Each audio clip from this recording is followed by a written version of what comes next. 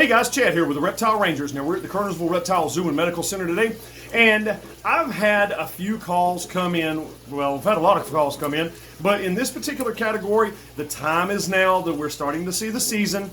People are seeing turtles, okay? One of the ones that a lot of people are calling us on right now is the snapping turtle. Oh, I see a snapping turtle in my yard, under the car, around the pool, around the lake, in the yard, wherever, on the deck, under the deck, maybe on the porch, under the porch, whatever the case may be. And most of the time these animals are injured and people are just calling, hey, what do I do? I've got this turtle, you know, he's not supposed to be here. We don't live near water, or whatever the case may be. So we're going to go over this. In this video, we're going to go over snapping turtles, just kind of what to do, what not to do during the spring, summer, and early fall. And I'm also going to let you know when you're tending to see them more often than not, okay? So let's jump on into this. Now, I'm going to show you a video, or I'm going to be videoing a little bit differently here in a minute. I'll show you some of our baby snapping turtles or young ones that we have in the zoo on exhibit. And I'll give a little bit more of an in-depth overview as far as this goes. However, let's talk about the common snapping turtle. Right now is springtime. Excuse me. Right now is springtime. Now, in the springtime, you're going to see snapping turtles. You're going to see all forms of reptilian wildlife because they're coming out for breeding, for feeding after a long winter's nap, as it were, after a brumative period. They're coming out for feeding. They're coming out for eating. They're coming out for mating. They're coming out for egg laying, which will be in a few weeks to a couple of months. Down the road, there is a window of time in which they do this. Now, I want to start here. If you see a snapping turtle in your yard, or you see it under your car or whatever, and there is absolutely no visible signs of injury, like he's been hit, like he's been run over, like a dog has gotten him or something like that, do not mess with them. Leave them alone. People will call us, man, what do I do with it? Nothing. Leave it alone. It's not that complicated. If it ain't hurt, leave it alone. If it's not in the middle of a road or close to some major intersection or major road or major highway that if it crosses it, yes, it could get run over, then leave it alone. It's not that hard to deal with. They are traveling. Right now, they're in the process of traveling from pond to pond, males especially, so that they can go mate.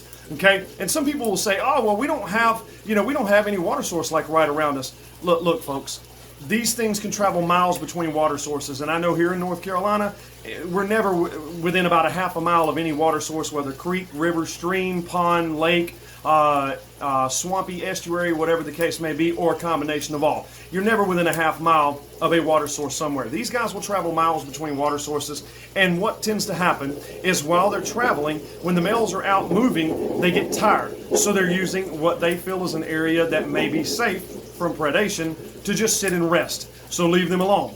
If you do not, yes, they can get snappy. Yes, they can hop on land. Yes, they can bite almost all the way around their shell, not to the complete back, but they can bite almost all the way around their shell. And once they feel like they're threatened, they will face you at any 360-degree turn. As you're trying to walk around them, they're going to keep walking in circles to face you, and they do have a pretty good lunge, and they got one heck of a bite on them, okay? So just leave them alone. There's no signs of injury. Leave them alone. Now, right now is like I said, right now in April to about late May, early June is the mating season. Anywhere from June to about late July is the egg laying season. So you'll see females a little bit more prominently on land, sometimes a little bit of a distance from the water source when they're laying their eggs. And then anywhere from late August to early October is going to be the hatching season. The same goes for snakes, any lizards that we have, so on and so forth. Any live-bearing snakes, they're going to have those babies in the fall. All of your babies that hatch from eggs are going to be hatching in the fall. So you're going to see a bigger prominence of those eggs hatching and those babies come the fall. Now, if you see babies in early spring, 9 times out of 10, what has happened is the mother was a late layer, what we call a late layer. She's laid those eggs late in the summertime, and so what happened was the babies hatched, and they stayed in the nest over the winter. They didn't even bother coming out of the nest because it was already too cool. So they just, what we call, overwintered in their nesting chamber. And then they just emerged the next spring, finally coming out of their nest to explore the world around them. So, understand this. Understand this. These things are doing what they're supposed to do naturally. Now, let's check out the rest of this. Let me go show you these guys. Okay, so as you can see, these little snapping turtles right here, two little guys, two little cutie pies that we have on exhibit. They're young ones. They're about 6 inches, give or take. These little guys right here are young versions of what we know as the adult common snapper or the common snapping turtle. Top shell looks like this. There is a lot of misconception of these guys. People think these guys are the alligator snapping turtles. They're not even close. Alligator snapping turtles are going to have a beak much more pointed in the front of his face right here. Right there, that beak is going to that beak is going to be much more pronounced. Versus with these common snappers, their beaks are not so pronounced. The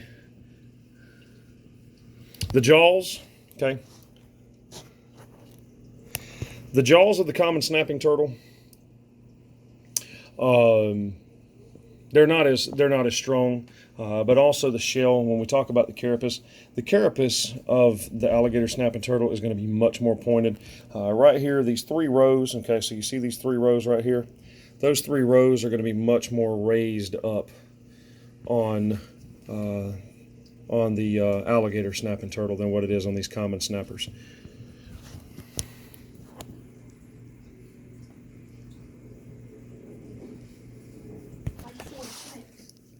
Now, a little bit of lesson on these guys. They are almost strictly carnivorous. Yes, they will eat pond plants and things like that from time to time.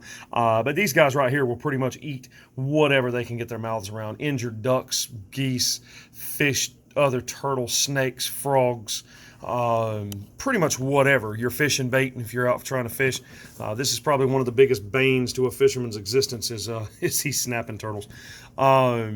They're detrimental to people that are trying to fish. However, these guys can get, and I have seen them as much as 2 feet around. They're huge. They can get massive. Most of the time that doesn't tend to happen. They don't tend to get that big, but I have seen a few snapping turtles, common snappers, that were absolutely massive. The only other ones that get big like that we have in the United States is, of course, the soft shell turtle and the alligator snapping turtle, which is, of course, the largest of those aquatic species. These guys right here can hold their breath for an immense amount of time underwater. They can even chew and eat their food, or bite and eat their food, essentially. While underwater, they have a way of being able to close off their throat, which does not allow water in so that they can swallow food while underneath the water.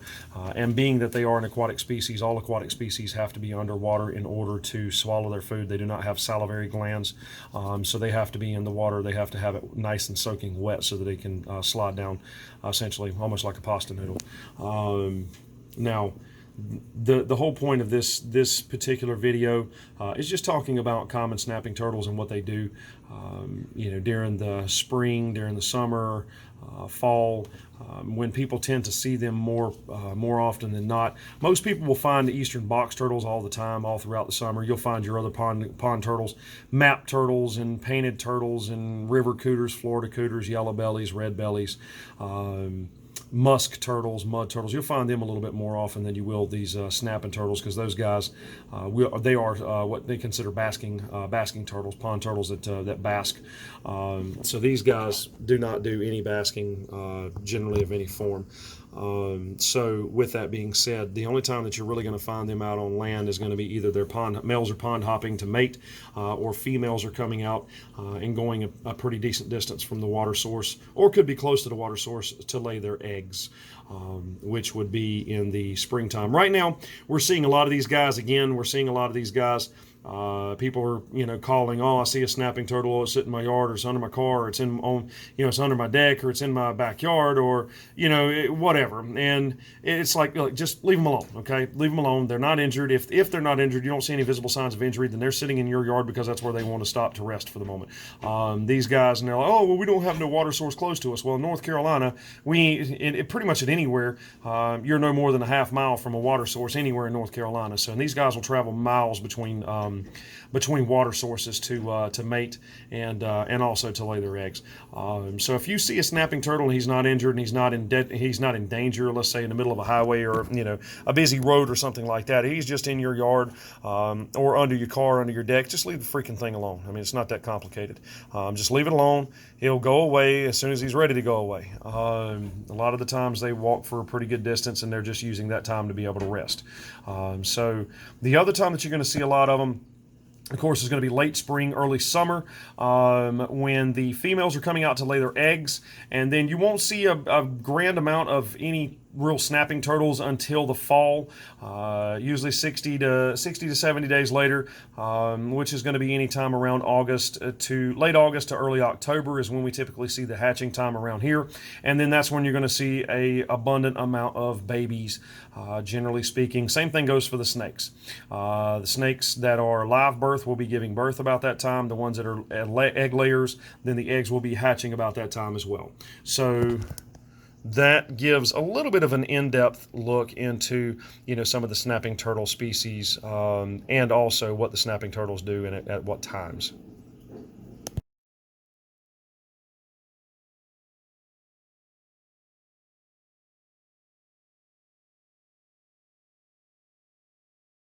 Okay, so aren't these guys cool? Now at the same time, I also made sure to put a picture in there of an adult, what an adult looks like, as well as talking about some of the other long neck species like your alligator snapping turtle and your soft-shell turtle.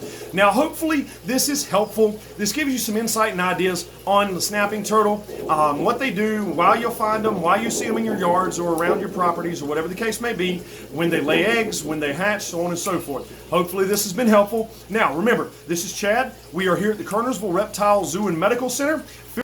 Now make sure to hit that subscribe button, hit that bell button, and hit the like. Feel free to write us in about any kind of medical questions that you have, housing, ecosystems, anything you want us to film on. Also understand, YouTube is not notifying us of our comments, so if you want to leave a comment, absolutely go for it. We try and get to them as fast as we can because we have to go video by video just to see who's commented. But if you have a question for us that is a serious question, you need to know how to sex something, you need to know the medical condition of something or how to treat something, yes, we do that. We are a full medical center for reptilian species. Please use the information below, call us, or come to the zoo and see us, okay? Now, we are the Reptile Rangers. We hope this has been helpful for you. We appreciate you watching and following on week after week. We'll either see you here at the zoo or we'll see you on the next episode. Later.